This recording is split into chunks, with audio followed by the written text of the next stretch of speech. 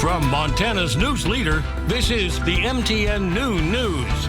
Good afternoon and welcome to your MTN Noon News for this Wednesday. I'm Hailey, Monaco. We begin in Bozeman after the Turning Point USA Tour made its way to Montana. The rally was the first at Montana State University since the death of its founder, Charlie Kirk.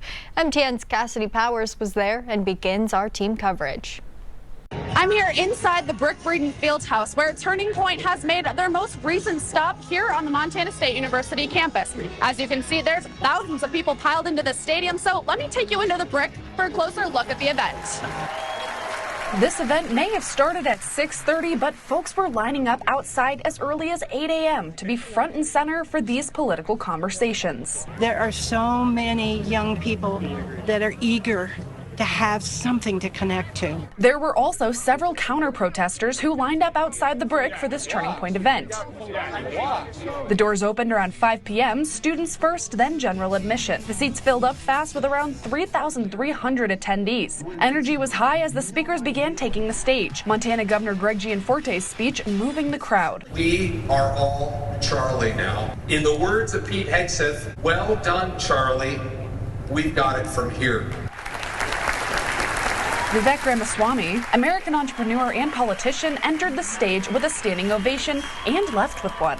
Is that it is the same one that has guided us at every step of the way for the last 2.5 centuries. More than 50 students lined up to ask Ramaswamy questions. Should we shift focus more toward Homeland Security? Before we get to the either or, the number one thing we need to do is The questions fired away for around an hour. Then the Turning Point crew was on their way. Their next stop, University of North Dakota. In Bozeman, Cassidy Powers, MTN News.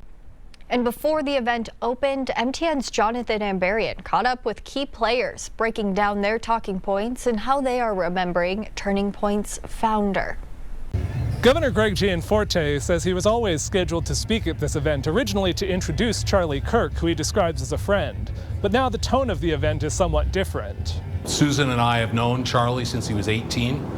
We were one of his early supporters. He's been to Montana many times, and it's just unfortunate that we're memorializing him tonight instead of welcoming him here to Montana. Before the event, Gianforte met with students from Montana State University's chapter of Turning Point USA, the organization Kirk founded. He's encouraged all these young people. There are now hundreds of thousands, if not millions, of Charlie Kirks because of the work he did. It's given people courage to speak the truth in places where they may not have been as comfortable before. Outside Brick Breeden Fieldhouse, MTN spoke with Nicholas Willett, a member of MSU's Turning Point chapter, who says he and others have gotten more involved since Kirk's assassination. We get called lots of names, people throw things at us. We're not bad people, we just believe what we're fighting for, what we're talking about is right, and we believe that. It's very important that everybody has their opinion. I don't want to take anybody's opinion away from them. That's not what me or anybody else out here is trying to do. Gianforte says despite the events that led to this point, there's reason now to focus on reconciliation and on dialogue. I just would encourage people not to retreat to the dark corners of social media, but do what my fellow Governor Spencer Cox said. He said, turn off, switch off, go outside, touch grass, laugh with friends, hug a family member, serve your neighbor. These online environments are not reality. That other stuff is real. Go do that and find people you don't agree with and have respectful dialogue. In Bozeman, Jonathan Ambarian, MTN News. Again, at the event, Montana Governor Greg Gianforte said he knew Charlie Kirk well, calling him a close friend. The activist also had other connections in the Treasure State. Kirk spent a lot of time with Montana Congressman Steve Daines. Daines tells MTN News he knew Kirk long before he was famous and says the activist spent a lot of time in the Gallatin Valley as a young man. So he says it's fitting many reflected on Kirk in Bozeman. Daines spoke with us about what he hopes will be Charlie's legacy, even though some may disagree with his beliefs. Well, boy, we better be protecting free speech and stopping violence. Charlie went into campuses. It was not afraid to have vibrant and sometimes tough discussions on university campuses, but that's what the university system should be all about, is promoting the exchange of ideas. That's what America is all about. Democracy is about, is having the ability to exchange views with people we don't agree with. Protesters also made their way to Bozeman for the event. MSU police told MTN News that last night's security was heightened, with officers being recruited to help from across the state. Well, more fall-like conditions on the horizon for Montana this week, but we are still taking in the sunshine. Meteorologist Jason Stiff tells us what we can expect.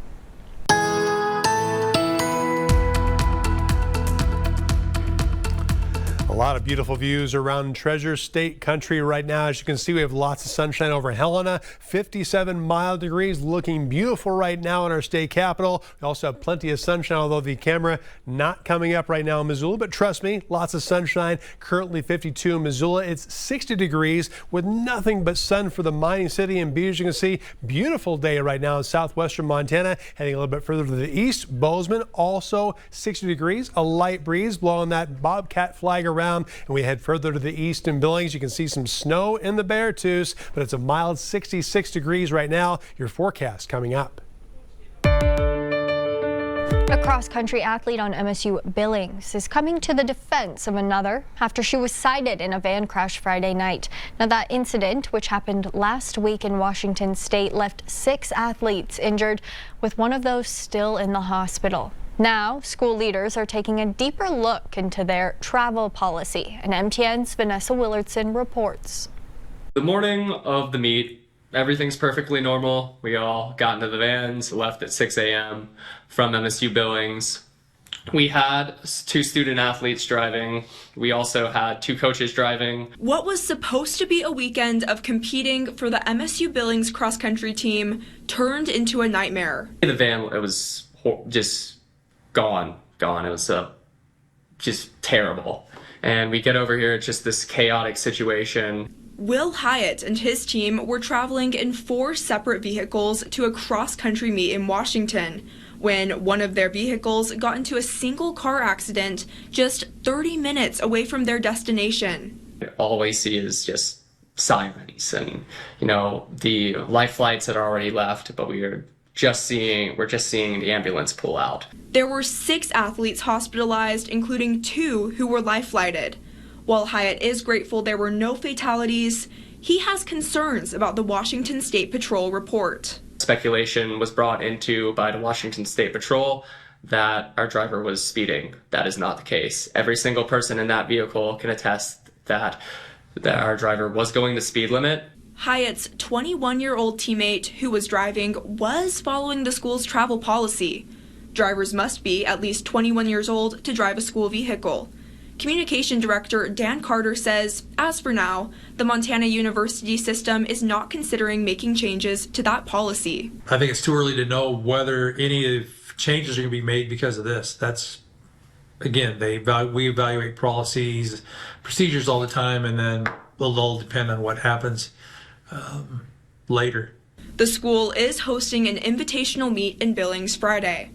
But Hyatt says he and his teammates are still recovering from the weekend emergency. And we're all just super beat up and just exhausted out of it. But we'll probably try and get out there, just, race through, work through this adversity. The team has not canceled their Friday meet in Billings, but as Hyatt put it, the teammates will compete when they feel ready. This entire situation is going to make us all stronger, and it shows how well we can come together as a team and as a community. In Billings, Vanessa Willardson, MTN News.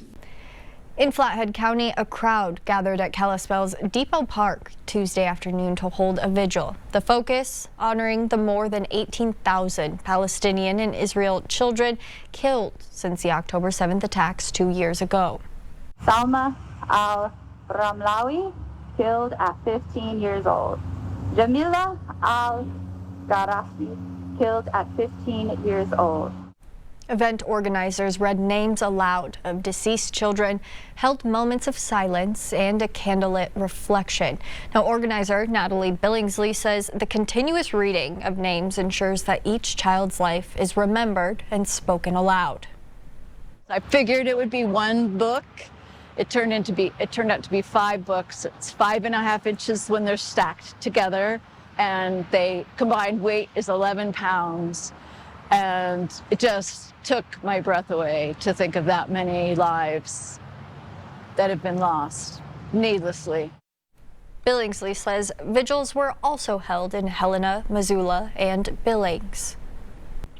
Artists take pride in their work, making it hard when that work goes missing. And that was the case this week in Helena, when a unique sculpture weighing hundreds of pounds was stolen.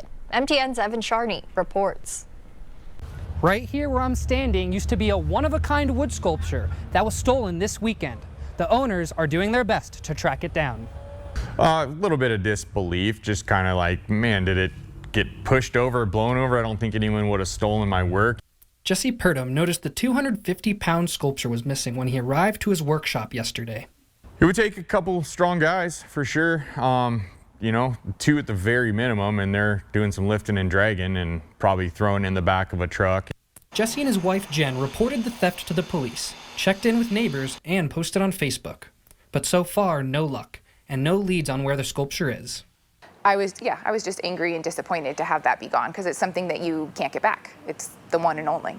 And this sculpture, it has special meaning. It's the first one that Jesse carved. It's something that cut my teeth on doing. When I see it, it just reminds me of where I came from and the skills that I've acquired over the years. And yeah, it's just important to me. Jesse started creating art 14 years ago after he lost his job as a commercial electrician, first creating with metal, then transitioning into wood carving. It's his full-time job. He works out of his studio off Maple Street, a studio that used to be marked by the stolen carving. Usually artwork's pretty safe. Even those that aren't in the best of intentions usually don't mess with a lot of artwork just based upon the fact they respect just kind of what it is, and they probably like looking at it. They hope to see the sculpture returned on its own, and anyone with information about the theft is encouraged to contact the Helena police. In Helena, Evan Charney, MTN News.